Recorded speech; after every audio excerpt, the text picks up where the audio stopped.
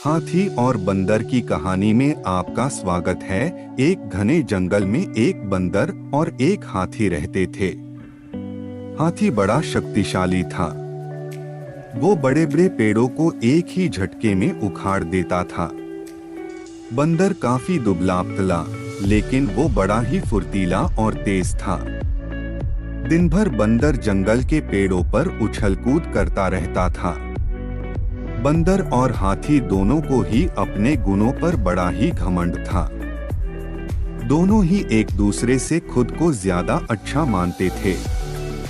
इस वजह से दोनों में हमेशा बहस होती रहती थी।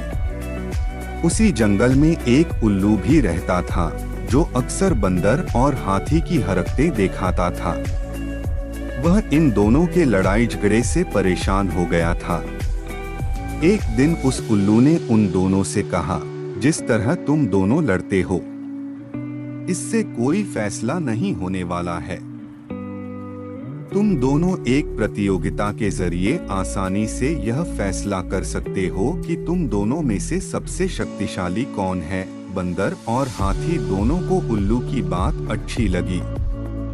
दोनों ने फिर एक साथ पूछा, इस प्रतियोगिता में क्या करना होगा? उल्लू ने कहा, इस जंगल को पार करने पर एक दूसरा जंगल आता है, जहाँ पर एक काफी पुराना पेड़ है, जिस पर एक सोने का फल लगा हुआ है।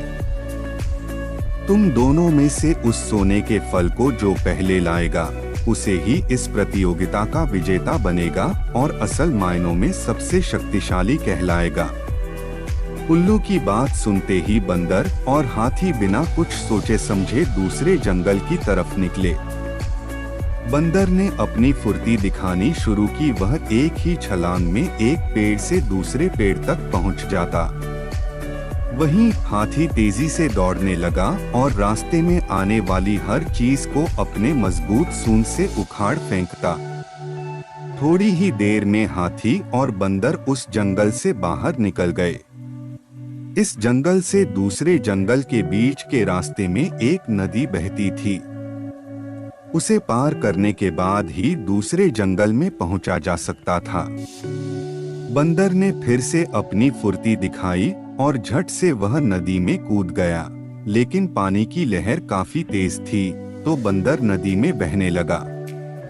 बंदर को नदी में बहते हुए देखकर हाथी ने तुरंत अपनी सूंड से उसे पकड़कर पानी के बाहर निकाल दिया। हाथी के इस व्यवहार को देखकर बंदर काफी हैरान हुआ।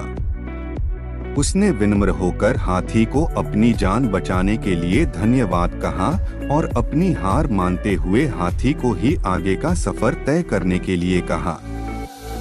बंदर की इस बात को सुनकर हाथी ने कहा, मैं नदी पार कर सकता है, तुम भी मेरी पीठ पर बैठकर इसे पार कर लो। बंदर हाथी की बात मान गया और वह हाथी के पीठ पर बैठ गया। इस तरह दोनों ने नदी पार कर ली और दूसरे जंगल में पहुंच गए। फिर दोनों ने मिलकर सोने के लगे हुए फल वाले पेड़ को भी खोज निकाला। सबसे पहले हाथी ने अपनी अपनी सूंड से उस पेड़ को गिराना चाहा, लेकिन वह पेड़ काफी मजबूत था। हाथी के प्रहार से वो पेड़ नहीं उखड़ा।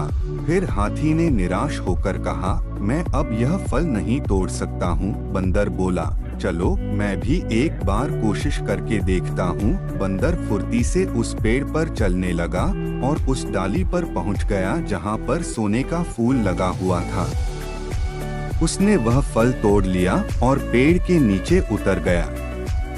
इसके बाद दोनों वापस नदी पार करके अपने जंगल लौट आए और उल्लू को वह सोने का फल दे दिया। फल पाने के बाद उल्लू जैसे ही इस प्रतियोगिता के लिए विजेता का नाम बोला, वैसे ही बंदर और हाथी ने मिलकर उसकी बात को रोक दिया। दोनों ने एक साथ कहा, उल्लू दादा, अब हमें विजेता का नाम जानने की आवश्यकता नहीं है। इस प्रतियोगिता को हम दोनों ने मिलकर पूरा किया है। हमें यह समझ में आ गया है कि हर किसी का गुण अपने आप में अलग और खास होता है। हमने यह भी फैसला किया है कि आगे से अब हम कभी भी इस बात पर बहस भी नहीं करेंगे और मित्र की तरह इस जंगल में रहेंगे। उल्लू को बंदर और हाथी की बात सुनकर काफी खुशी हुई।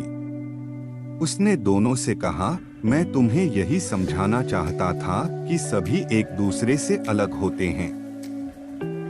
अलग अलग गुण और शक्तियां ही हमें एक दूसरे की मदद करने के काबिल बनाती हैं। साथ ही हर किसी की अपनी कमजोरियां भी होती हैं, इसलिए एक दूसरे के साथ मिलकर रहना ही सबसे अच्छा होता है। उसी दिन से हाथी और बंदर दोनों मित्र हो गए और वह जंगल में खुशी खुशी रहने लगे। इस कहानी से हमें ये सीख मिलती है कि हमें एक दूसरे के गुणों और शक्तियों का सम्मान करना और आपस में मिलजुल कर रहना चाहिए।